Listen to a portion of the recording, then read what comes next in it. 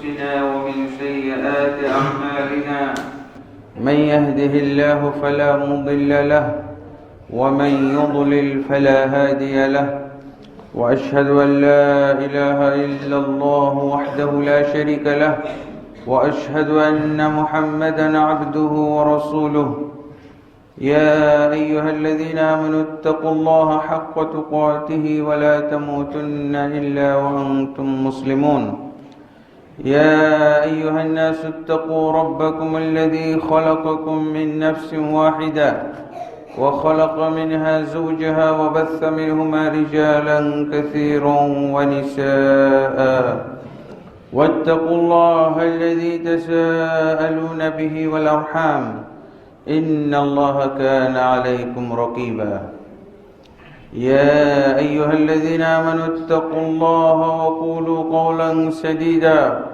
يصلح لكم أعمالكم ويغفر لكم ذنوبكم ومن يطع الله ورسوله فقد فاز فوزا عظيما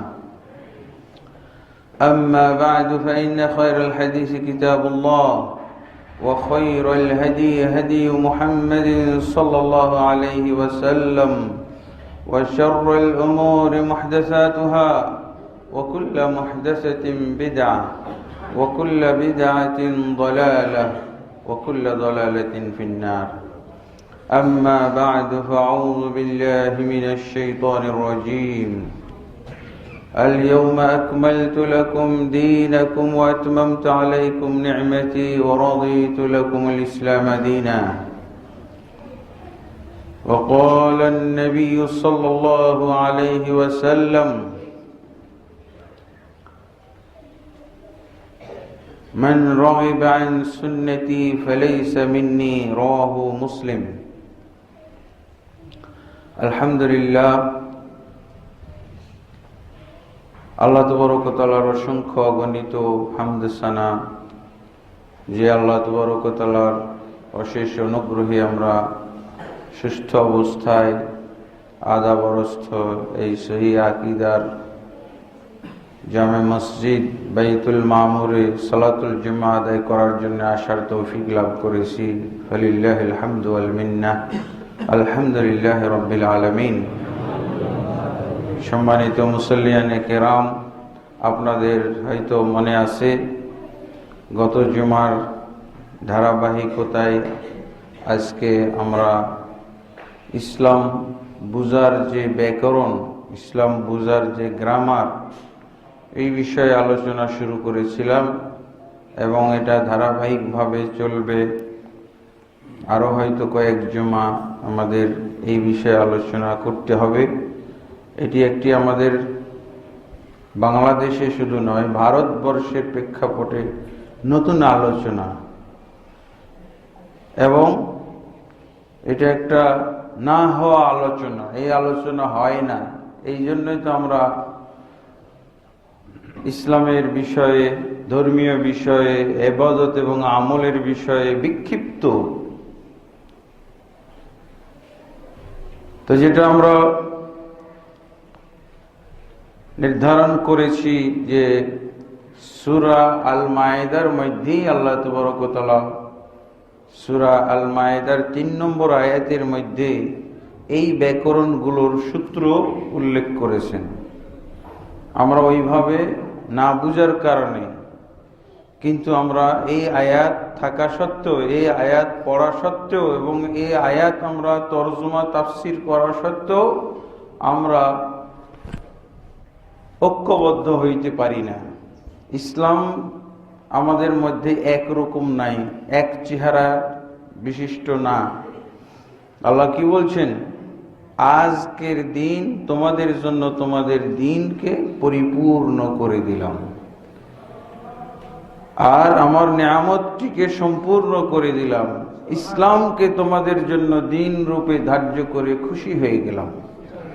তো দিন পরিপূর্ণ হয়ে গেছে। তার অর্থ হলো এখানে কোনো বাড়ানোর সুযোগ নাই, কমানোর সুযোগ নাই, রদ বদলের সুযোগ নাই। এই আয়াত থেকে এই তিনটা সূত্র বের হয়। দিন যেহেতু পরিপূর্ণ, তাহলে এখানে কারো কোনো সাহাবীরও বাড়ানোর সুযোগ নাই। কোন ইমাম মুজতাহিদ, কোন আলেম মুফতি মুহাদ্দিসের তো প্রশ্নই ওঠে না। বাড়ানো যাবে না, কমানো যাবে না, আর রদ বদল করা যাবে না। তো এই সূত্র অনুযায়ী আমরা ব্যাকরণগুলো বুঝবো। তো যেই ব্যাকরণের আলোচনা শুরু করেছিলাম সেটা হলো দিন পালন করতে হবে, তবে সংখ্যা ও পরিমাণের ভিত্তিতে।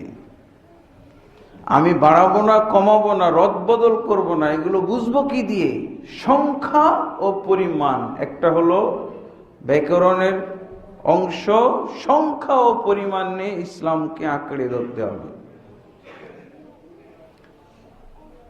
আল্লাহ তাবারক ওয়া তাআলা বা তার রাসূল সাল্লাল্লাহু আলাইহি ওয়াসাল্লাম কোরআনে হোক হাদিসে হোক যেখানে দিনের কোনো বিষয়ে সংখ্যা বা পরিমাণ বলে দিয়েছে, এই সংখ্যা ও পরিমাণ যদি কেউ ঠিক না রাখে, তাহলে এই সংখ্যা পরিমাণের ব্যাপারে আমরা সূত্রটা খাটাই।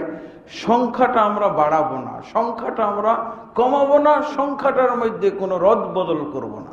বোঝা গেছে? এই জন্য আমরা এই সূত্রগুলো খাটাবো কোথায়? সংখ্যা ও পরিমাণে।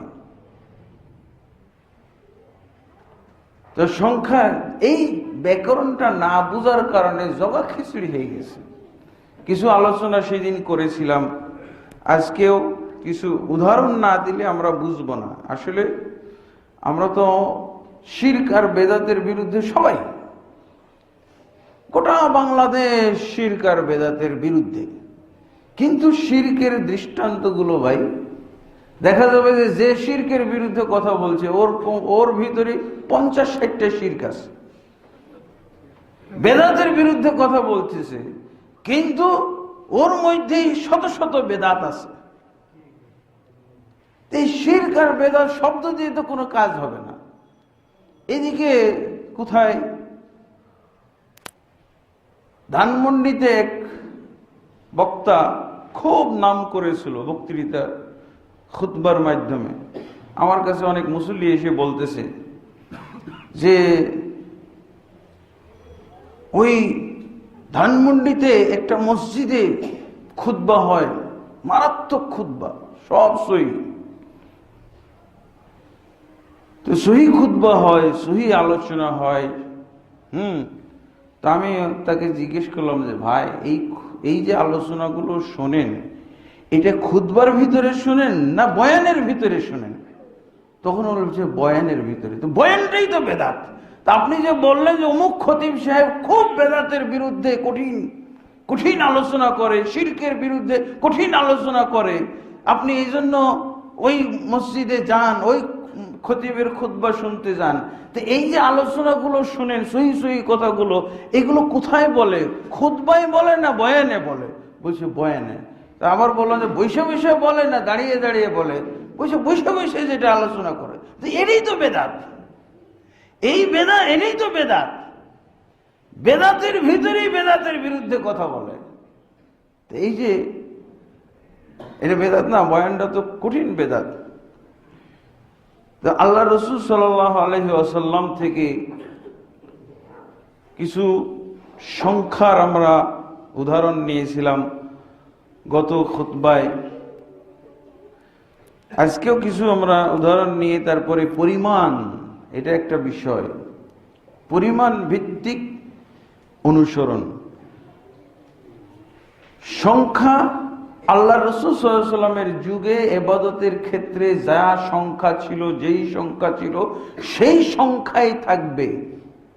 যেমন ভাবে 5 ওয়াক্ত 6 ওয়াক্ত হবে না, ঠিক প্রত্যেকটা ক্ষেত্রে আল্লাহ রাসূল সাল্লাল্লাহু আলাইহি ওয়াসাল্লাম যেই ইবাদতের ক্ষেত্রে যেই সংখ্যা রেখে গেছেন, ওই ইবাদতের ক্ষেত্রে ওই অবস্থায় ওই সংখ্যায় ঠিক রাখতে হবে।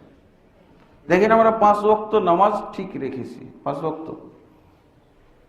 বাড়াই নাই কমাই নাই, এটা তো সব জায়গায় করতে হবে। তাহলে দেখেন ঈদটা কি ঠিক আছে?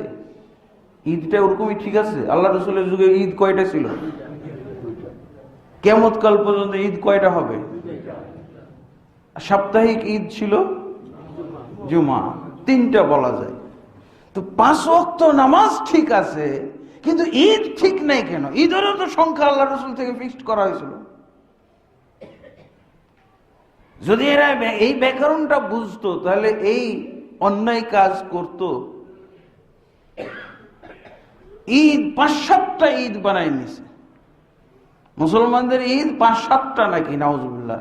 শিয়া সুন্নি মিলে সুন্নি জামাত আমাদের দেশে, তারা যে ঈদটা আল্লাহ রসুলের যুগে ছিল 2টা 3টা ঈদ, এদেরকে যদি জিজ্ঞেস করা হয় যে ঈদ তোমরা কোথায় পেলে, ঈদে মিলাদুন্নবী, এবং এইটা হলো আল্লাহ রসুল সাল্লাল্লাহু আলাইহি ওয়াসাল্লামের চাইতে শ্রেষ্ঠ। আল্লাহ রসুল 2টা ঈদ দিয়েছিলেন বা 3টা ঈদ দিয়েছিলেন, কিন্তু ওরা যে ঈদ আবিষ্কার করেছে এটা আবার ওই 3টার চাইতে শ্রেষ্ঠ, নাউজুবিল্লাহ। তাহলে বলেন কিভাবে ইসলাম ঠিক থাকবে? ব্যাকরণ কি এটা বলে? সূরা মায়েদার কি নির্দেশনা এইটা? আল্লাহ যে পরিপূর্ণ করে দিলেন, তো এই ঈদটা আল্লাহ রাসূল সাল্লাল্লাহু আলাইহি ওয়াসাল্লাম পেলেন না কেন? সাহাবায়ে কেরাম পেলেন না কেন? তারপর তাদের কাছে যদি দলিল চাওয়া হয়, ভাই ঈদে মিলাদুন্নবী যে আছে এটা কোথায় পেলেন? আল্লাহ রাসূল সাল্লাল্লাহু আলাইহি ওয়াসাল্লাম থেকে দেখান। তো আল্লাহ রাসূল সাল্লাল্লাহু আলাইহি ওয়াসাল্লাম থেকে দেখাইতে পারে না। ওরা কি বলে? আল্লাহ ঈদ পড়ছেন, মিলাদুন্নবী আল্লাহ করছেন, আল্লাহটা দেখাইতে পারে। কত দুঃখজনক! আল্লাহ ঈদে মিলাদুন্নবী করেছেন এইটা দেখায়, নবী করেছেন এটা দেখাইতে পারে না। কত জঘন্য! দেখবেন সব সময় দেখবেন এই যে কোরআন থেকে, আপনাদের এই আদাবরের পাশে কোথায় একটা মসজিদ আছে, আমি জানি না, কেন্দ্রীয় মসজিদ বলতেছে, সেই কেন্দ্রীয় মসজিদের খতিবের একটা ইউটিউবে ভিডিও ক্লিপ দেখলাম। ও ঈদে মিলাদুন্নবী, এই যে 3য় ঈদ যেটা বেশি শ্রেষ্ঠ আল্লাহ রসুলের চাইতে, এটার দলিল দিচ্ছে যে আল্লাহ মিলাদুন্নবী পড়েছেন, এই রসুল মিলাদুন্নবী পড়েছেন, এটার দলিল দিতে পারে না। কি পড়ে? আল্লাহ মিলাদ পড়েছেন, এটার দলিল দেয়। কত বড় বেয়াদবি, কত বড়টা তাদের খামখেয়ালি, এবং কত বড় বেদাতি হইতে হইলে দেখেন এই দলিল রসুল মিলাদ পড়েছেন, এটা দলিল। কিভাবে? ওই যে আল্লাহ সমস্ত রুহানি জগতে, আল্লাহ সমস্ত আদম সন্তানকে একত্র করলেন, 2টা আল্লাহ 2বার মিলাদ পড়েছেন, এটা দেখায়। একবার হলো রুহানি জগতে সমস্ত আদম সন্তানদেরকে উপস্থিত করে, আর একটা নবীদেরকে উপস্থিত করে মিলাদ পড়েছেন আল্লাহ। কিন্তু রসুল মিলাদ পড়েছেন এটা পাওয়া যায়, এইটা দেখাইতে পারেন। রসুলের শুধু মিলাদ দেখায় কি, যে ওই যে আল্লাহ রসুলকে জিজ্ঞেস করা হলো, ইয়া রাসূলুল্লাহ আপনি সোমবারে রোজা রাখেন কেন? সোমবারে রোজা রাখেন কেন? তো বলছে যে আমি এই দিনে জন্ম লাভ করেছি, এই দিনে আমি, এই জন্য আমি মিলাদ পড়ে কি সিয়াম পালন করি, এইটুকু। তো নবী সাল্লাল্লাহু আলাইহি ওয়াসাল্লাম প্রত্যেকটা ঈদের ভিতরে আছে না, সালাত আছে না, ঈদুল আজহায় সালাত, ঈদুল ফিতরের সালাত, তারপরে ঈদুল জুমাতে সালাত 2 রাকাত, সব জায়গায় 2 রাকাত করে। তো এরা যদি ঈদই যদি হয়তো ঈদ, আল্লাহ রাসূল সাল্লাল্লাহু আলাইহি ওয়াসাল্লাম সেটা ঈদ পড়েছেন, এটা কি ঈদ হলো নাকি? ঈদের দিন কি সিয়াম পালন করা জায়েজ আছে? আল্লাহ রাসূল সাল্লাল্লাহু আলাইহি ওয়াসাল্লাম এটা কি ঈদ পড়েছিলেন? সিয়াম পালনের মাধ্যমে ওটাকেই তারা ঈদ সাব্যস্ত করে। আল্লাহ রাসূল জন্মোৎসব পালন করলেন, তো সিয়াম পালনের মাধ্যমে করো কিয়ামত কাল পর্যন্ত, তাহলে রাসূলের সাথে মিলে যায়, তাহলে রাসূল থেকে আলাদা কিছু তো হচ্ছে না। এই যে যদি আমরা ব্যাকরণ বুঝতাম যে সূরা মায়েদার 3 নম্বর আয়াতের নির্দেশনা হলো ইসলাম দিন পরিপূর্ণ, অতএব এর ভিতরে কোনো কিছু বাড়ানো কমানো যাবে না। দেখেন আমাদের অনেক বিষয় আমরা এখনো খেয়ালই করি নাই, অনেক বিষয় আমরা খেয়ালই করি নাই, বাড়তিটা আমরা কিভাবে পালন করে যাচ্ছি।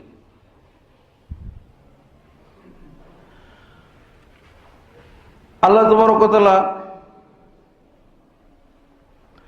আমাদেরকে যে কালেমা দান করেছেন, ইমানের কালেমা, তাওহীদের কালেমা, এটা কিন্তু একটা কালেমা।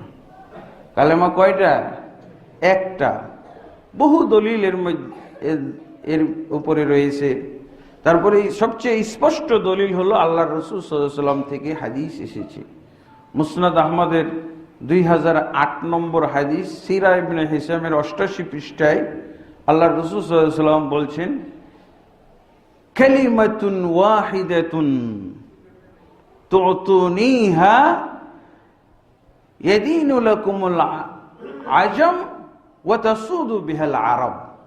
আল্লাহ রাসূল সাল্লাল্লাহু আলাইহি ওয়াসাল্লাম একেবারে লাস্ট দিন, যেদিন মারা যাচ্ছে আবু তালেব, সেই দিন তার শিয়রে বসে আছে আবু জাহাল, আবু লাহাব, এরা বসে আছে। আর আল্লাহর রাসূল সাল্লাল্লাহু আলাইহি ওয়াসাল্লামও আসলেন। আবু তালেব বলতেছেন, তোমার এই জাতি, তোমার এই জাতির নেতৃস্থানীয় লোকেরা এখানে এসেছে, তারা ফয়সালা চায়। আপনার ভাতিজার ব্যাপারে কি ফয়সালা করে গেলেন, কি সমাধান দিয়ে গেলেন? তখন আল্লাহ রাসূল সাল্লাল্লাহু আলাইহি ওয়াসাল্লাম তাদেরকে বললেন, ইয়া আম্মি উরিদু মিনহুম কালিমাতান ওয়াহিদাতান। হে চাচা যান, আমার একটাই কথা আগাগোড়া, আজকেও সেটাই বলছি, আমি তাদের থেকে একটি কালেমার স্বীকৃতি চাই। উরিদু মিনহুম কালিমাতান ওয়াহিদাতান, একটি কালেমার স্বীকৃতি চাই। তাওহীদের কালেমা হবে একটি। আর আমাদের গোটা ভারতবর্ষে তাওহীদের কালেমা নাকি 5টি। তো 5টি কালেমা আমি পড়ে দেখলাম, 5টি কালেমা, তার মধ্যে প্রথম 2টা শুধু হাদিসে আছে, বাকিগুলো মৌলবীর বানানো, বাংলাকে আরবি করা হয়েছে। বাংলা কিছু গদ তার মাথায় আসছে, এগুলোকে কালেমা হিসেবে চালাই দিছে। তো এটা ইসলামের দেখেন একেবারে প্রথম জায়গায় গলত করে ফেলেছি। কালেমার মধ্যেই আমরা ভুল করে ফেলেছি, কালেমার মধ্যেই আমরা মুসলমানদেরকে বিভক্ত করে ফেলছি। আপনি যদি মসজিদুল হারামের খতিব, মসজিদে নববীর খতিবকে যে জিজ্ঞেস করেন আপনি 5 কালেমা বলেন, সব ফেল করবে। পাশ করবে কারা? শুধু বাংলাদেশের বেদাতিরা পাশ করবে।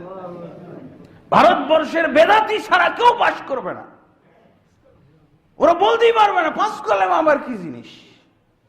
কালেমা তো একটাই, তাওহীদের কালেমা একটাই, ইমানের কালেমা তো একটাই, লা ইলাহা ইল্লাল্লাহ। আর এবং আল্লাহ রাসূল স্পষ্ট করে বলে দিচ্ছেন, আর কোরআনেও তো আছে, ওয়া কালিমাতুল্লাহি হিয়াল উলিয়া, আর আল্লাহর কালেমাটি হচ্ছে সবচেয়ে উঁচু, সমুন্নত। আল্লাহর কালেমাটি, তাহলে কি বোঝা গেল? কালেমা একটি হবে, কিন্তু এই একটি কালেমার তাবির, এই একটি কালেমার প্রকাশ ভাষা, প্রকাশের ভাষা 20-25টি 100টি হইতে পারে। সর্বনিম্ন হলো, সবচেয়ে সংক্ষিপ্তটা হলো লা ইলাহা ইল্লাল্লাহ, এরপরে হলো লা ইলাহা ইল্লাল্লাহ মুহাম্মাদুর রাসূলুল্লাহ, এরপরে হলো আশহাদু আল্লা ইলাহা ইল্লাল্লাহ ওয়া আন্না মুহাম্মাদার রাসূলুল্লাহ, লা ইলাহা ইল্লাল্লাহ ওয়াহদাহু লা শারীকা লাহু লাহুল মুলকু ওয়া লাহুল হামদু ওয়া হুয়া আলা কুল্লি শাইইন কাদির ইত্যাদি 20-25টি কালেমা আছে। এই কালেমার স্বীকৃতির ভাষা এগুলো, কালেমার আদায়ের ভাষা। ওই ছোট মৌলবীটা যেটা এই 5 কালেমা বানাই দিছে, ও আরেকটু গবেষণা করতে গেলে 25 কালেমা বলে যেত। ও যে আরেকটু অগ্রসর হইতো, দেখি আরো কি কি, ও তো দেখতেই যায়নি, ও নিজে আরবি কিছু জানে, তাও আরবিটা ভুল আছে। এই আরবি পড়া, বাংলা আরবি লোক যদি দেখে যে এটা কে বানাইলো, এত নিম্নমানের ভাষা, আরবি ভাষা সেট করেছে যে এটা আরবদের সামনে উচ্চারণ করাও লজ্জাজনক, তারা ধরে ফেলবে। এই যে জানেন কালেমা তাওহীদ, লা ইলাহা ইল্লা আনতা ওয়াহিদা লা সানিয়া লাকা, এমন নিম্নমানের আরবি কোন সাহিত্যিকের মধ্যে নাই। এত নিম্নমানের যে ওই দেশের 5 পাস যদি শুনে তাহলে এই আরবি বাক্যটা শুনে হাসবে, বুঝেছেন? মানে ওই দেশের বাচ্চারাও হয়তো এত নিম্নমানের আরবি বলে না শুদ্ধ। এটাকে বলা হয় আরবি ভাষায় রাকাকাতুল আলফাজ। মানে হয়তো বাক্যটা দিয়ে বোঝা যাচ্ছে কি বলছে, কিন্তু বাক্যটা সাহিত্যিক ভাষা থেকে অনেক দূরে। এটা খুবই নিম্নমানের ভাষা হয়েছে। এটা হলো কালেমা তাওহীদ। কালেমা তাওহীদ, লা ইলাহা ইল্লাল্লাহ, শাহাদাত আর কালেমা তাওহীদ। অবস্থা বিশেষে আপনি শাহাদাত, যদি আপনাকে ইসলাম গ্রহণ করতে বলা হয়, একজনকে ইসলাম গ্রহণ করতে বলেন, তখন সে বলবে আশহাদু আল্লা ইলাহা ইল্লাল্লাহ, অন্যথায় লা ইলাহা ইল্লাল্লাহ। তাওহীদের স্বীকৃতি দিতে সবসময় লা ইলাহা ইল্লাল্লাহ, লা ইলাহা ইল্লাল্লাহ মুহাম্মাদুর রাসূলুল্লাহ। কিন্তু যখন তাকে বলা হবে যে তুমি সাক্ষ্য দাও, তখন এই ভাষাটা, নাহলে ভাষা এক। ওই লোক আগেই সে নিজেই বানানো শুরু করেছে। হাদিসের পাতা উল্টাইলে তো প্রায় 25 কালেমা পাইতো, 25টা কালেমা। তখন হয়তো বলে দিত আল্লাহ ভালো করেছে যে ওর এত দূর অগ্রসর হওয়া, আগেই মারা গেছে, মৃত্যুবরণ করেছে, ধ্বংস হয়ে গেছে ও আগেই। নাহলে আরো বেদাতের ক্ষেত্রে আরো কত সংখ্যা দিয়ে, যদি কোরআন হাদিসের পাতা যদি উল্টানো শুরু করতো, তাহলে ও বলতো 25 কালেমা। মানে এই কালেমার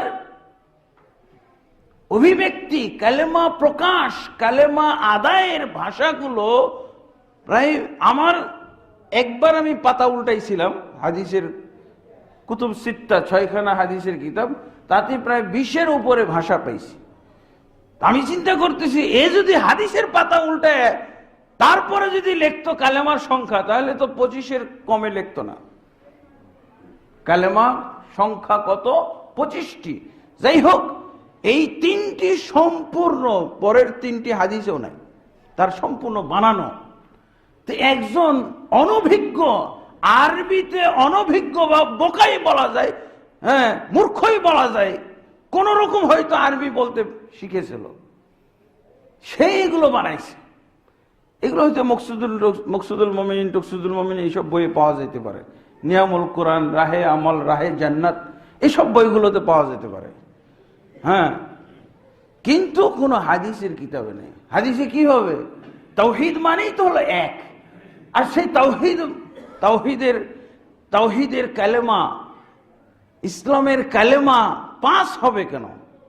একটাই। রাসূলুল্লাহ সাল্লাল্লাহু আলাইহি ওয়াসাল্লাম স্পষ্ট বলে দিলেন না, উরিদু মিনহুম কালিমাতান ওয়াহিদাতান। সেটা কি? কালেমায়ে তাওহীদ কয়টা হয়? একটাই হবে। তাওহীদ মানেই তো এক, আর তার কালেমা হবে 5।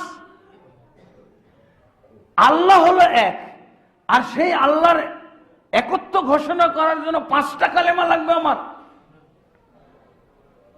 হ্যাঁ, একই কালেমা, কিন্তু একে আদায় করার জন্য ভাষা বিভিন্ন হইতে পারে। যেমন আমার গবেষণায় পাতা উল্টাইছিলাম, তাতে 20-25টা পাওয়া গেছে। তাহলে দেখেন, ইসলামের আসল জায়গায় মূল কথা যেটা, সেখানেই আমরা বৃদ্ধি করে ফেলেছি 5 কালেমা। আপনি পরীক্ষা করে দেখতে পারেন, আরবের কোন আলেম, মদিনা ইউনিভার্সিটির সিনিয়র প্রফেসর, তাকে যে জিজ্ঞেস করুন একটু ইসলামের 5টা কালেমা বলেন, তো চোখ বড় বড় করে থাকবে। আরে, তবে ওদের চিন্তা করার বেশি দরকার পড়বে না যে তুমি তো বেদাতি কথা বলতেছো না। আপনি 5 কালেমা যদি আপনার আওতায় আসে, ক্যান্টনমেন্টে যদি কি বলে পুলিশ আর্মি দিয়ে ঘেরাও করে ওকে বলেন যে 5 কালেমা বলতে হবে, তাহলে ও নিহত হবে, কিন্তু 5 কালেমা বলতে পারবে না। এতগুলো জগা খিচুড়ি, 5 কালেমা। আরব আর আজমের মধ্যে পার্থক্য হয়ে গেল। আরবদের কালেমা হলো একটা, আর ভারতের কালেমা হলো 5টা। এখানে পার্থক্য গেল না? এই সংখ্যাটা আল্লাহর রসুলের যুগে যা ছিল, আজও তাই থাকবে। এই হলো নিয়ম, বাড়ানো যাবে না, কমানো যাবে না। তাহলে আপনি পরিমাণের ক্ষেত্রে এইভাবে আমরা সংখ্যার বিষয়টা নিয়ন্ত্রণে রাখলে ইসলাম এক থাকবে, আর ইসলাম এক থাকলে মুসলমানও এক থাকবে। যদি ইসলাম আমার এক না থাকে, এটা হল ইসলাম এক রাখার নিয়ম। আরব আজম সারা পৃথিবীতে যাতে ইসলাম এক থাকে, এই সূত্রটা কোরআনের সূরা আল মায়েদার 3 নম্বর আয়াতেই আমরা পেয়ে গেছি। এরপরে মুসান্নাফ ইবনে আবি শাইবার মধ্যে একটি হাদিস এসেছে, ইবনে আব্বাস রাদিয়াল্লাহু আনহুর কাছে এক ব্যক্তি এসে বলতেছে যে আমি এবং আমার সাথী দুইজনে সফরে ছিলাম, তো উনি আমার সাথী 4 রাকাত করেই পড়েছে, কিন্তু আমি না, আমার সাথী 2 রাকাত করে পড়েছে সফরে, কিন্তু আমি 4 রাকাত পূর্ণ পড়েছি, 1 রাকাতও কমাই নাই। কে ভালো করেছে একটু আপনি বলেন। আল্লাহ রসুলের সাহাবী আপনি আব্দুল্লাহ ইবনে আব্বাস। আব্দুল্লাহ ইবনে আব্বাস বলছেন,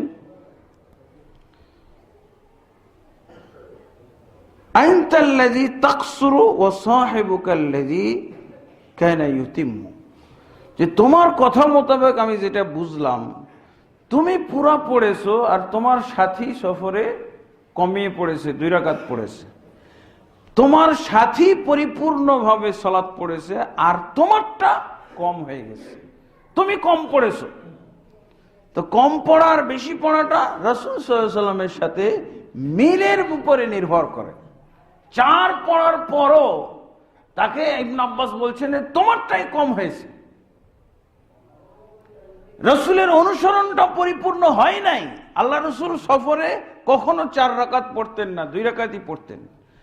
আর তোমার সাথী ঠিকই পড়েছে, তারটা পরিপূর্ণ হয়েছে। আল-ইয়াউমা আকমালতু লাকুমের সাথে মিলে কারটা? আল-ইয়াউমা আকমালতু লাকুমের সাথে মিলে কারটা? ওই বন্ধুরটা মিলতেছে, সে সফরে 2 রাকাত পড়েছে, এটাই রসুলের সাথে মিলতেছে। আর যে 4 রাকাত পড়েছে এরটা মিলে না, বুঝেছেন? এই ক্ষেত্রে আপনারা দেখবেন 11 রাকাত আর 20 রাকাতের ফয়সালাও এখানে আসবে।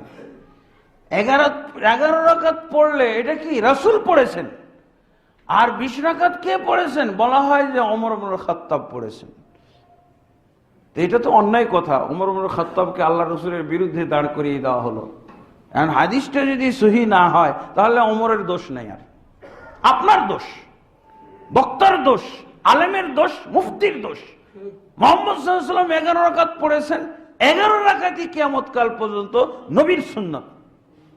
আর ওমর ইবনে খাত্তাব রাদিয়াল্লাহু আনহু 20 পড়েছেন, এটা জয়ীফ হাদিস ভিত্তিক নবীর ওমরের সুন্নাত। সহিহ হাদিসের অনুযায়ী ওমরও 11 রাকাতই পড়েছেন। ওমর ইবনে 2 রকম হাদিস না, এখানে 2টা দিক আছে, একটা হাদিসটা সহিহ না জয়ীফ, আর একটা রাসূলের সাথে মিল আর অমিলের দিকটাও দেখতে হবে। ওমর ইবনে খাত্তাবকে রাসূলের আপনার মতো করে ওমরকেও দাঁড় করাই দিলেন রাসূলের বিরুদ্ধে, এটা হইতে পারে না। তারপরে হাদিসের দিকেও তো দেখতে হবে সহিহ না জয়ীফ। ওটা জয়ীফ হাদিস, ওমর 20 চালু করেছেন, এটা জয়ীফ হাদিস। আর ওমর 11 চালু করেছেন, এটা সহিহ হাদিস। 2 দিক দিয়ে এই হাদিসের ডিগ্রি বেশি।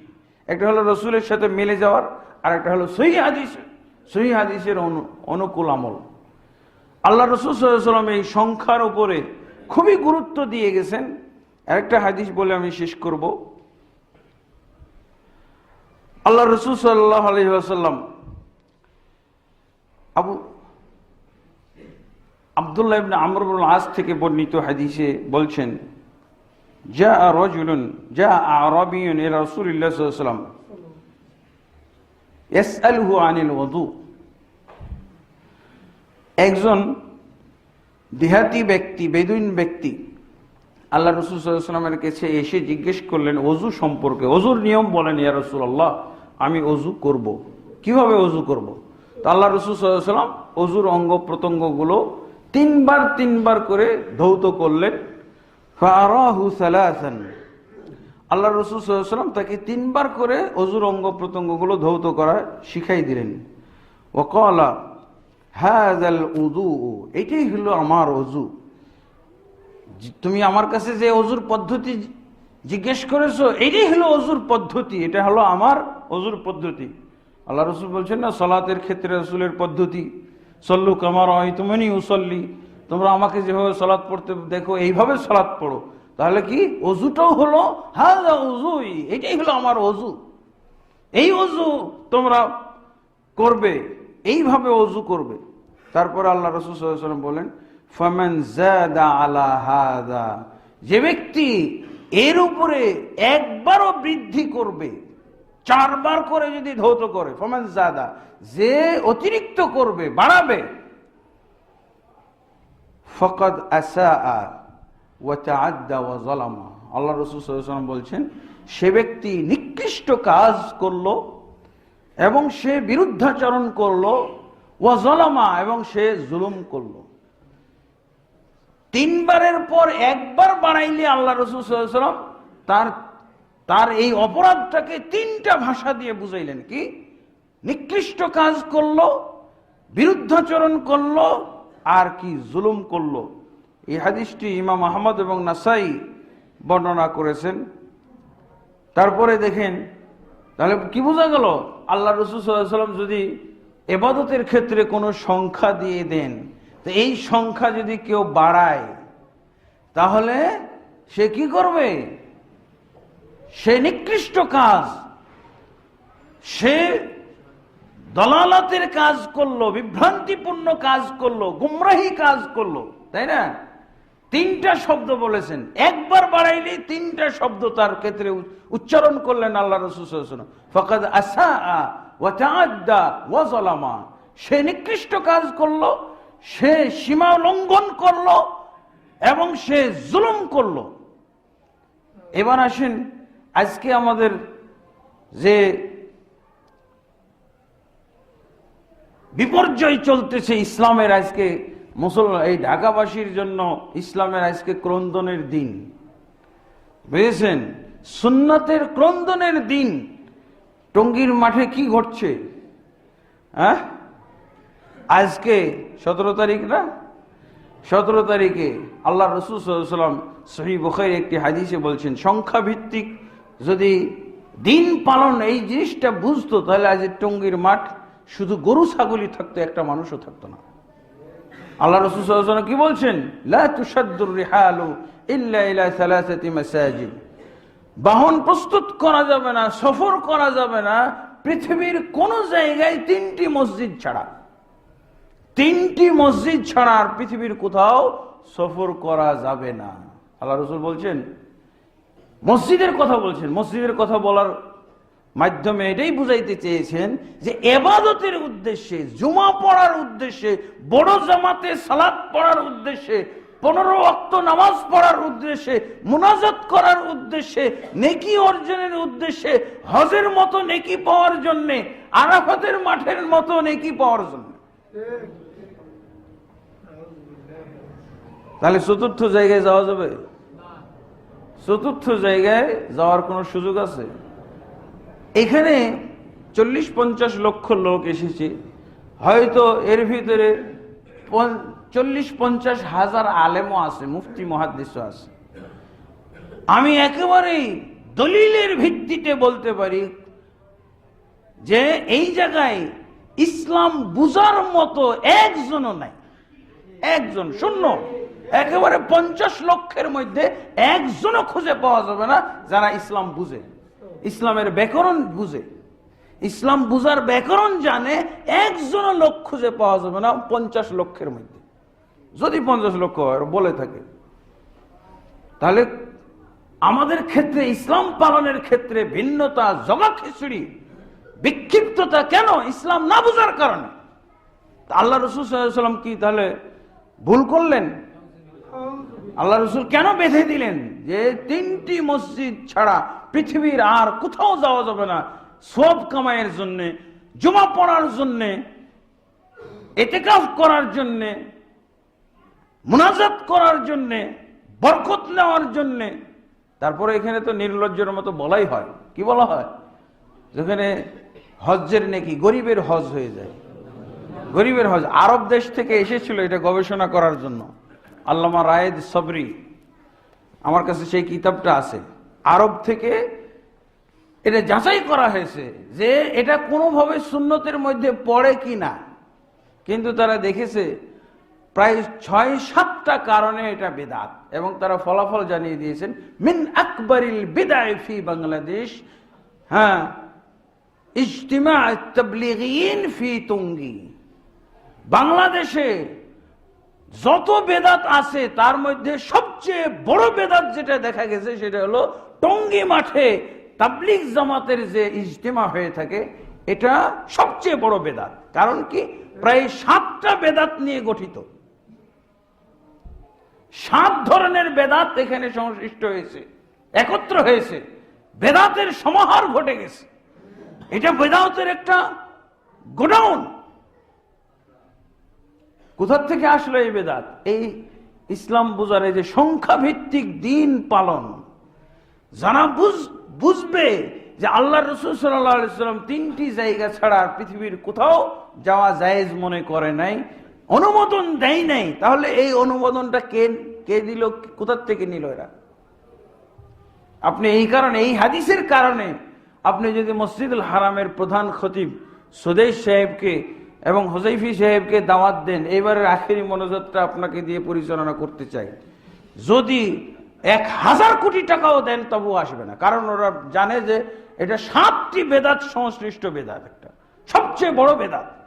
তাহলে ফলাফল এটাই দাঁড়াইলো 50,000,000 আলেম মুফতি মুহাদ্দিস ইন্ডিয়া, ভারত এবং বাংলাদেশের, এর মধ্যে একজনও ইসলাম বুঝার লোক নাই, একজনও নাই। একেবারে নিশ্চিন্তে বলা যায়, দলিলের জোরে বলা যায়, এটা দলিল না, আল্লাহ রাসূল সাল্লাল্লাহু আলাইহি ওয়াসাল্লাম। তাহলে ওদের ক্ষেত্রে কি বলবো? এটা যে চতুর্থ একটা জায়গায় একত্রিত হলো, তাহলে আল্লাহ রাসূল মুসনাদ আহমদ এবং নাসাইর মধ্যে যে হাদিসটা ওযুর ক্ষেত্রে বললেন, যেহেতু চতুর্থ জায়গায় বাড়িয়ে দিল না, তাহলে কি বলবো? ফাকাদ আসাউ ওয়া তাআদ্দাউ ওয়া যালামু। এরা যেই কাজটা করেছে, তারা নিকৃষ্ট কাজ একটা করার জন্য আয়োজন, এই আয়োজনটা একটা নিকৃষ্ট কাজের আয়োজন, আর কি বিরুদ্ধাচরণের আয়োজন, সীমা লঙ্ঘনের আয়োজন, আর এটা জুলুমের আয়োজন। নিজেদের উপরে জুলুম করেছে, ইসলামের উপরে জুলুম করেছে, নবীর উপরে জুলুম করেছে, নবীর সুন্নাতের উপরে জুলুম করেছে, আর চাই জান্নাত। ইন্না লিল্লাহি ওয়া ইন্না ইলাইহি রাজিউন। বুঝা গেছে? ইসলাম বুঝার ব্যাকরণ আমি আগেই ভূমিকাতে বলেছিলাম, এই দেশের কোনো মাদ্রাসায় পড়া হয় না,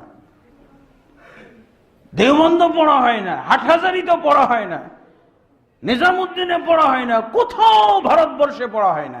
এই জন্য তো মুফতি মুহাদ্দিসদের কাজও তো বেদাত।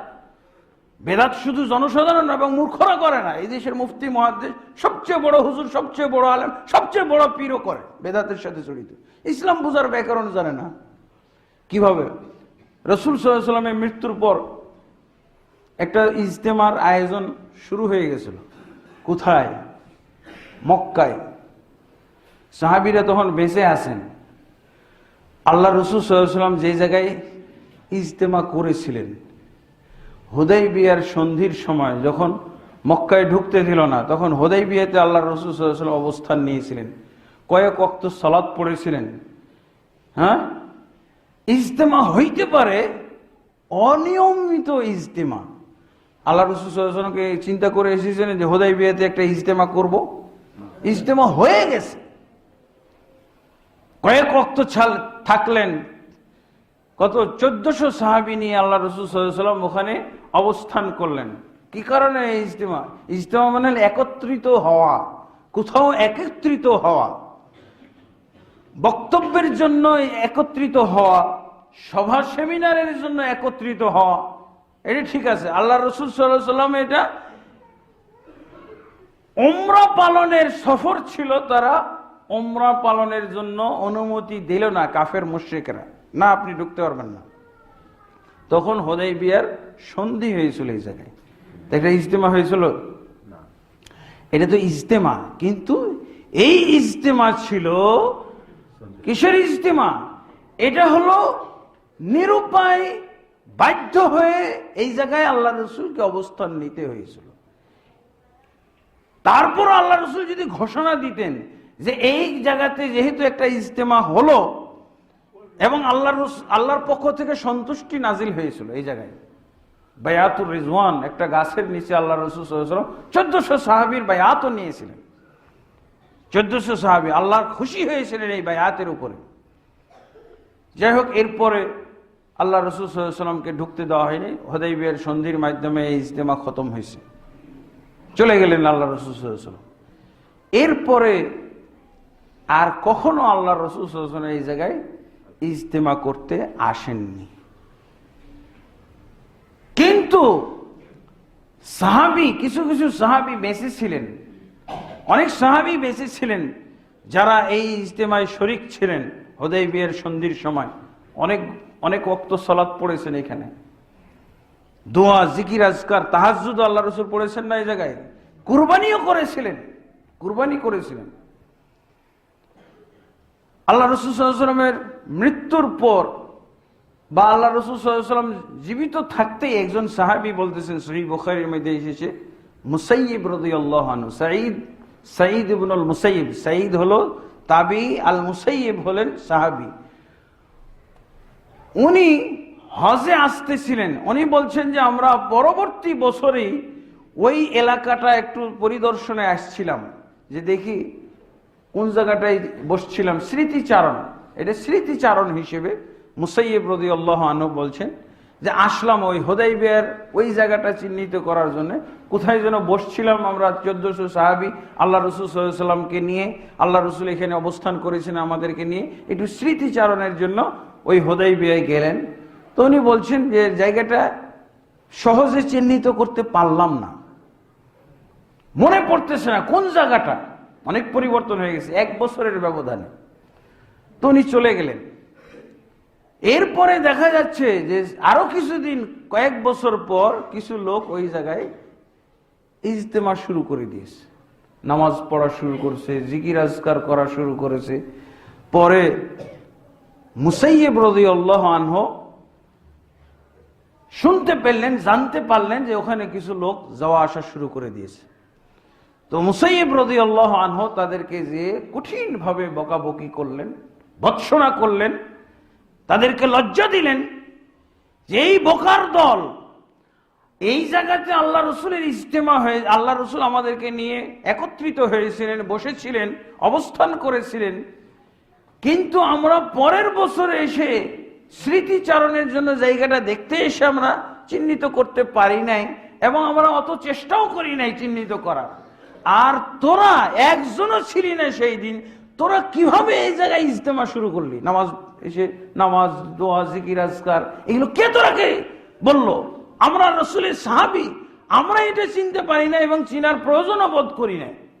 আর তোরা এটা কিভাবে চিনে ফেললি? এখানে এসে নামাজ রোজা শুরু করে দিয়েছিস, জিকির আজকার শুরু করে দিয়েছিস।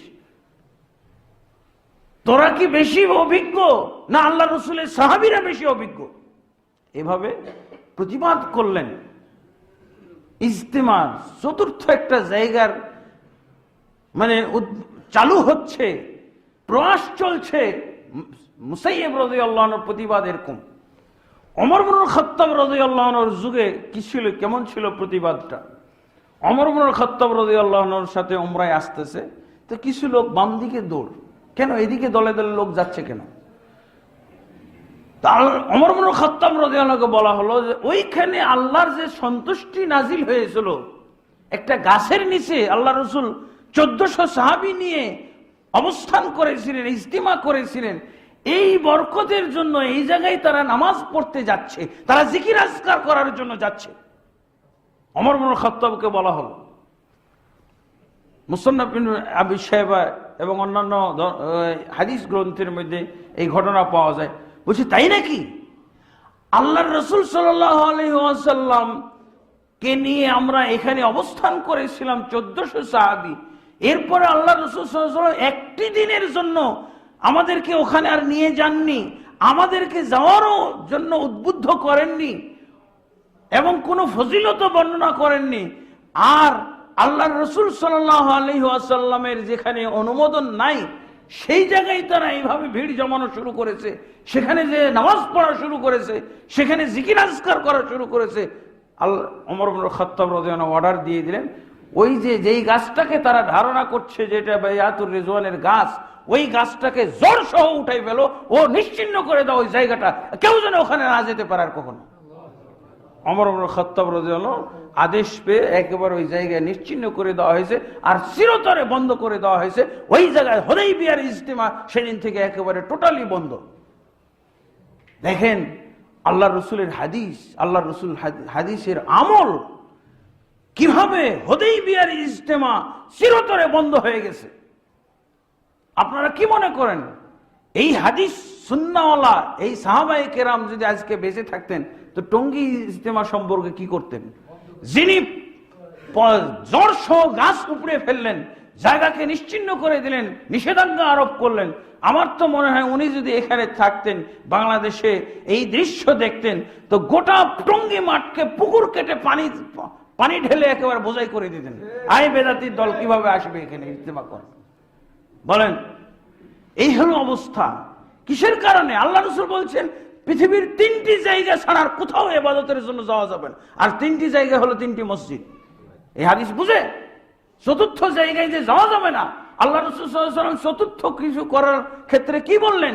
ফাকাদ আসা ওয়া তাআদ্দা ওয়া যালামা।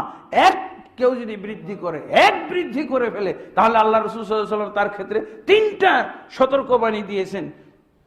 3টা সতর্কবাণী উচ্চারণ, নিকৃষ্ট কাজ করলো, সীমালঙ্ঘন করলো এবং জুলুম করলো। এরা হলো সবাই নিকৃষ্ট কাজে জড়িত এবং সবাই সীমালঙ্ঘনের কাজে জড়িত আর সবাই জুলুমের কাজে জড়িত আছে। এই জন্য সাহাবায়ে কেরাম যদি থাকতেন তাহলে তাদের অ্যাকশন মারাত্মক হতো, আর চিরতরে এই টঙ্গীর মাঠকে একেবারে বন্ধ করে দিতেন, আর কখনো কেউ আসতে পারতো না। কিন্তু শুধু অজ্ঞতার জোরে এরা এখানে এসে আয়োজন করতে পারছে, শুধু অজ্ঞতার জোর, বেদাতের জোর। সুন্নাহ নাই এখানে, আল্লাহ রাসূল সাল্লাল্লাহু আলাইহি ওয়াসাল্লামের ইসলাম বুঝার মতো কোনো লোক এখানে নাই, এখানে আসে না। বন্ধুগণ, এরপরে আল্লাহ রাসূল সাল্লাল্লাহু আলাইহি ওয়াসাল্লাম পরিমাণের ক্ষেত্রেও কঠিন কথা বলে গেছেন। পরিমাণটাও বাড়াইতে পারবে না কেউ। পরিমাণ আমাদের দেশে দেখা যায় যে পরিমাণের ক্ষেত্রে বাড়ায়। আল্লাহ রাসূল সাল্লাল্লাহু আলাইহি ওয়াসাল্লাম এই হাদিসই হলো কোনো যেমন সংখ্যায় বাড়ানো যাবে না, ঠিক পরিমাণেও বাড়া যাবে না। দুইটা মাত্র হাদিস আপনাদের সামনে সংক্ষেপে বলে শেষ করব। যেমন পরিমাণের ক্ষেত্রে আল্লাহ রাসূল সাল্লাল্লাহু আলাইহি ওয়াসাল্লাম বলছেন, মান রাগিবা আন সুন্নতি ফালাইসা মিন্নি, যে আমার সুন্নতের বহির্ভূত আমল করবে সে আমার উম্মত থেকে খারিজ। এটা কাদের ব্যাপারে আল্লাহ রাসূল বলেছেন? সহিহ মুসলিম শরীফে পাওয়া যায়, 3 জন ইবাদতকারী, তারা ইবাদত কিভাবে করবে? পরিমাণটা বেশি, আল্লাহ রাসূলের চাইতে পরিমাণে বেশি ইবাদত করবে। তারা জিজ্ঞেস করেছিল আল্লাহ রাসূল সাল্লাল্লাহু আলাইহি ওয়াসাল্লাম কিভাবে ইবাদত করেন? তো আল্লাহ রাসূলের স্ত্রীরা বলে দিলেন যে আল্লাহ রাসূল এইভাবে ইবাদত করেন। কান্নাহুম তাকাল্লুহা, তারা আল্লাহ রাসূলের ইবাদতকে কম মনে করলো। তাহলে কি করতে হবে? তাহলে ইবাদত, আল্লাহ রাসূলের ইবাদতকে যদি কম মনে করে তাহলে ওদের কি করতে হবে? বেশি করতে হবে। আর আল্লাহ রাসূলের কম ইবাদতের যুক্তি বের করলো যে আইনা নাহনু মির রাসূলিল্লাহ সাল্লাল্লাহু আলাইহি ওয়াসাল্লাম ওয়া ক্বাদ গুফিরা লাহু মা তাকাদ্দাম মিন যামবি ওয়া মা তাআখারা। আমাদের কি তুলনা হতে পারে রাসূলের সাথে? তিনি তো এমন ব্যক্তি যার আগের পিছের সব গুনাহ মাফ হয়ে গেছে। তাহলে তার জন্য হয়তো এই অল্প পরিমাণে ইবাদত করলে চলবে, কিন্তু আমাদের তো এরকম সার্টিফিকেট নাই আগের পিছের গুনাহ মাফ হয়ে গেছে। অতএব আমাদেরকে বেশি করতে হবে, পরিমাণটা বেশি করতে হবে। তো একজন বলল, আম্মা আনা ফাউসাল্লিল লাইলা ওয়ালা আরকুদ আবাদা, আমি জীবনে যতদিন বেঁচে থাকবো সারা রাত তাহাজ্জুদ পড়ব, সারা রাত 1 সেকেন্ড ঘুমাবো না। আর আল্লাহ রাসূল কি করতেন? 2/3 ঘুমাইতেন আর 1/3 তাহাজ্জুদ পড়তেন। আর এ কি বলতেছে? 1 সেকেন্ডও ঘুমাবে না। তাহলে কার ইবাদতের পরিমাণ বেশি হলো? সাহাবীরা আল্লাহ রাসূলের চাইতে। আরেকজন বলতেছে, আম্মা আনা ফাউ আসুমু ওয়ালা উফতিরু আবাদা, জীবনে যতদিন বেঁচে থাকবো ততদিনই আমি সিয়াম পালন করব, একদিনও সিয়ামবিহীন থাকবো না, রোজা ছাড়া নাই। 12 মাস রোজা। আল্লাহ রাসূল 12 মাস রোজা রাখতেন। তো রোজার দিক দিয়ে আল্লাহ রাসূলের চাইতে কম হলো না বেশি হলো? বেশি হলো। আরেকজন বলতেছে, আম্মা আনা ফাআতাজিলুন নিসা, তৃতীয় ব্যক্তি বলছে আমি মহিলাদের সাথে বিবাহ বন্ধনে আবদ্ধ হব না, যাতে করে সম্পর্কটা আমার আল্লাহর সাথে বেশি থাকে, বেশি সম্পর্ক রাখতে পারি। যাদের স্ত্রী আছে, তারা তো সন্তান আছে, তারা কি এত বেশি রাখতে পারবে নাকি? স্ত্রী সন্তান ছাড়া যে শেষ সম্পর্ক রাখতে পারবে আল্লাহর সাথে। তো বলছে আমি মহিলাদের সাথে বিবাহ বন্ধনে আবদ্ধ হব না। আল্লাহ রাসূল সাল্লাল্লাহু আলাইহি ওয়াসাল্লাম এই ইবাদতগুলো, এদের এই সমস্ত আমলের প্রতিজ্ঞা শুনে কি বললেন এসে? আমা ওয়াল্লাহি লা ইন্নী আখশাকুম লাহু ওয়া আতকাকুম, আমা ওয়াল্লাহি লা ইন্নী আখশাকুম লিল্লাহি ওয়া আতকাকুম লাহু। জেনে রেখো, আল্লাহর কসম করে বলছি, যে ব্যক্তি আল্লাহর সবচেয়ে বেশি ভয় করে, যে ব্যক্তি আল্লাহকে সবচেয়ে বেশি ভয় করে, যে ব্যক্তি আল্লাহর সবচেয়ে বেশি তাকওয়া পরায়ণ বান্দা, সেটা আমি। ওয়ালাকিন্নী উসাল্লি ওয়া আরকুদু, কিন্তু আমি রাত্রিবেলায় সালাত পড়ি, ঘুমাই, আমি রোজা রাখি, সিয়াম পালন করি, সিয়াম ছাড়াও থাকি। ওয়া তাযাওয়াজুন নিসা, আমি মহিলাদের সাথে বিবাহ বন্ধনে আবদ্ধ হয়েছি। এটাই হলো আমার সুন্নত, এটাই হলো আমার তরিকা, এটাই হলো আমার নিয়ম। ফামান রাগিবা আন সুন্নতি ফালাইসা মিন্নি, যে ব্যক্তি আমার সুন্নত বহির্ভূত ইবাদত করবে, আমল করবে, সে ব্যক্তি আমার উম্মত থেকে বহিষ্কৃত, সে আমার উম্মতের অন্তর্ভুক্ত নয়। তা আল্লাহ রাসূল সাল্লাল্লাহু আলাইহি ওয়াসাল্লামের চাইতে কেউ যদি পরিমাণে বেড়ে যায়, ইবাদত যদি বাড়িয়ে ফেলে রাসূলের চাইতে বেশি, তাহলে সেই ব্যক্তির স্থান কোথায়? রাসূলের উম্মতের মধ্যে নাই। সে আল্লাহ রসুলকে ওভারটেক করে চলে গেল, অন্য কোন উম্মতে চলে গেছে, রসুলের উম্মতের মধ্যে নাই। তা দেখেন পরিমাণে বাড়ছে না, 4 হওয়া তো পরিমাণে বাড়তি, আবার ইবাদতে বেশি বাড়তি না, বাড়তি করলে চলবে না। যা বাড়তি ইবাদত যারা করবে তারা রসুলের সুন্নাহর খেলাফ, এটা হলো ইসলাম নয়, এটা ইসলাম বহির্ভূত কাজ হয়ে যাবে। এমনকি জিনা ব্যভিচারের চেয়ে তো এইসব ইবাদত জঘন্য। জিনা ব্যভিচারকারী ব্যক্তিদেরকে কাউকে আল্লাহ রসুল উম্মত থেকে বহিষ্কার করেননি, কিন্তু ইবাদতে যারা আল্লাহ রসুলকে ওভারটেক করেছে, দিন পালনের ক্ষেত্রে যারা আল্লাহ রসুলকে ওভারটেক করেছে, তাদেরকে আল্লাহ রসুল উম্মত থেকে বহিষ্কার করেছেন। এই জন্য সাহাবায়ে কেরাম খুব সতর্ক থাকতেন, পাহারা দিতেন, প্রহরী ছিলেন না, বাড়তি কমতি যেন কেউ না করতে পারে। এই জন্য সাহাবায়ে কেরাম খুব কঠিনভাবে পাহারা দিতেন, একেবারে সাথে সাথে। তাদেরকে তো আল্লাহ রসুল ওইভাবে গড়ে তুলেছেন, সাথে সাথে ধরা পড়ে যেত তাদের কাছে, বাড়তি কমতি এগুলো সাথে সাথে ধরা পড়তো। আব্দুল্লাহ ইবনে আব্বাসের কাছে, মুয়াত্তা ইমাম মালিকের মধ্যে হাদিস এসেছে, আব্দুল্লাহ ইবনে আব্বাসের কাছে এক ব্যক্তি এসে সালাম দিচ্ছে, বলছে আসসালামু আলাইকুম ওয়া রাহমাতুল্লাহি ওয়া বারাকাতুহু ওয়া মাগফিরাতুহু। বলছেন ইবনে আব্বাসের কাছে সালাম দিচ্ছে, সাহাবী, একজন তাবী সালাম দিচ্ছে। সালামের দেখেন একটা বাড়তি শব্দ আছে, খেয়াল করেছেন আপনারা? আসসালামু আলাইকুম ওয়া রাহমাতুল্লাহি ওয়া বারাকাতুহু ওয়া মাগফিরাতুহু। সাহাবী ইবনে আব্বাস রাদিয়াল্লাহু আনহু তার সালামের উত্তর দেননি। তোমার সালামের উত্তর নবীর সাহাবী দিতে পারে না, তুমি বড় অন্যায় করেছো, এটা সালাম দাও না, এখানে তুমি গজবের কাজ, গজব নিক্ষেপ হওয়ার কাজ করেছো একটি বাড়তির মাধ্যমে। ওয়া মাগফিরাতুহু, মাগফিরাতু খারাপ কথা না তো? আল্লাহর তোমার আল্লাহর পক্ষ থেকে তোমার উপরে মাগফিরাত আসুক, মাগফিরাত নাজিল হোক। সাহাবী জবাব দেননি, ওয়া আলাইকুমুস সালাম বলেননি। একটা শব্দ বাড়তি করার কারণে পরিমাণ বেড়ে গেছে না? সাহাবী তার সালামের জবাবই দেননি, প্রতিবাদ দিয়েছেন। কি বলছেন? ইনতাহাস সালামু ইলা বারাকাতুহু, প্রতিবাদ বললেন, বলছে তোমার সালামটা দেওয়া কমপ্লিট হতো, তুমি যদি বারাকাতুহুতে ক্ষান্ত হতে তাহলে তোমার সালাম হতো, তোমার সালামই হয় নাই, তো জবাব দিব কি? প্রতিবাদ শোনো। ঠিক একই নিয়ম ইবনে ওমর রাদিয়াল্লাহু আনহুর কাছে এক ব্যক্তি সালাম দিয়েছেন। সালামটা কি? আসসালামু আলাইকুম ওয়া রাহমাতুল্লাহি ওয়া বারাকাতুহু ওয়া রিজওয়ানুহু। এই শব্দের অর্থ কি? আল্লাহর সন্তুষ্টি আপনার উপরে নাজিল হোক। কথা কি খারাপ? কি বলছেন? ইবনে ওমরও একই কথা, জবাব দেননি, প্রতিবাদ দিয়েছেন। কি বললেন? বললেন ইনতাহাস সালামু ইলা বারাকাতুহু। এই লোক, তুমি যে সালাম দিয়েছো, সালামটাই তো হয় না, কি জবাব দেব? প্রতিবাদ শোনো। প্রতিবাদটা কি? ইনতাহাস সালামু ইলা বারাকাতুহু, বারাকাতুহু পর্যন্ত ক্ষান্ত থাকলে তোমার এটা সালাম হতো। এই সালামের জবাব আমি রাসূলের সাহাবী দিতে পারতাম। এখন তোমার সালাম, তুমি যেভাবে সালাম দিয়েছো, এই সালামের জবাব দেওয়া জায়েজ না আমি রাসূলের সাহাবীর জন্য। বুঝেছেন? এটা হলো সংখ্যা ও পরিমাণ। ইবনে আব্বাস রাদিয়াল্লাহু, ইবনে ওমরের কাছে এক ব্যক্তি হাসি দিয়েছেন, হাসি দিয়ে কি বলেছেন? আলহামদুলিল্লাহ ওয়াসসালাতু ওয়াসসালামু আলা রাসূলিল্লাহ। আমরা তো কি বলি, আলহামদুলিল্লাহ পর্যন্ত বলি, কিন্তু এটা সুনান তিরমিজির মধ্যে হাদিস এসেছে ইবনে ওমর রাদিয়াল্লাহু আনহু হাসি দিয়ে আলহামদুলিল্লাহ বললে ওর কিন্তু জবাব আল্লাহ রসুল শিখিয়ে গেছেন, ইয়ারহামুকাল্লাহ বলতে হয়, কিন্তু ইবনে ওমর ইয়ারহামুকাল্লাহ বলেননি। কি বলছেন?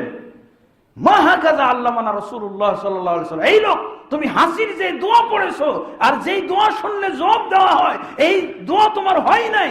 আল্লাহ রসুল আমাদেরকে এই দোয়া শিক্ষা দেয় নাই, অতএব এই দোয়া পড়লে আমি রসুলের সাহাবী তোমার হাজির জবাব দেব না। এই হলো সংখ্যা ও পরিমাণ। এইভাবে ইসলাম বুঝি, এইভাবে ইসলাম বোঝানো হয়। এইভাবে বুঝলে ইসলাম এক থাকতো, মুসলমানও এক থাকতো, এক চুল পরিমাণ এদিকে ওদিক যাওয়ার কোনো সুযোগ নাই। আল্লাহ তাবারক ওয়া তাআলা আমাদেরকে ইসলাম বুঝার তৌফিক দান করুন। আল্লাহুম্মা আমিন। আস্তাগফিরুল্লাহ লি ওয়া লাকুম ওয়া লিসাইরিল মুসলিমিন ফাস্তাগফিরুহু ইন্নাহু হুয়াল গফুরুর রহিম।